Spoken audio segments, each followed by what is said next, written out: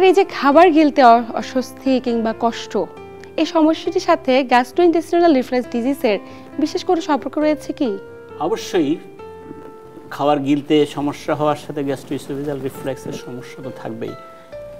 গ্যাস্ট্রোইসোফেজাল reflex এত common একটা problem, বলছে ওয়ার্ল্ড ওয়াইড 10% লোকেরই এই সমস্যা আছে। এই সমস্যাটা নর্থ আমেরিকাতে বেশি, ওদের সমস্যাটা 30%। আর এই সমস্যাটা হয়নি জীবনে একবার দুবার, এরকম লোক তো খুঁজে পাওয়া, বিশেষ করে অ্যাডাল্ট মানুষ পাওয়া খুবই দুষ্কর। সো গ্যাস্ট্রোইসোফেজাল রিফ্লেক্স হলে খাদ্যনালীতে অসুবিধা হয়, খাদ্যনালীতে ইনফ্লামেশন হয়, খাদ্যনালীতে আলসার হয়ে যায়, ঘা হয়ে যায়। সো যখন খাদ্যনালীতে ঘা হয়, আলসার হয়, তখন তো তার খাওয়া গিলতে অসুবিধা হওয়ারই কথা। কিন্তু খাবার গিলতে অসুবিধা হলেই যে শুধু গ্যাস্ট্রোইসোফেজাল রিফ্লেক্স মনে করতে হবে তা নয়, খাদ্যনালীর অন্যান্য অসুখেও খাবার গিলতে অসুবিধা হয়।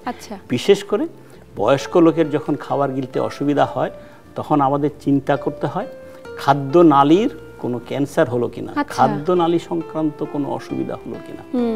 শুধু গ্যাস্ট্রোইসোফেজাল রিফ্লেক্স মনে করে এটা তো হালকা অসুখ, কমন অসুখ, বড় অসুখকে আমরা যেন মিস না করি, ওটা আমাদের মনে রাখতে হবে।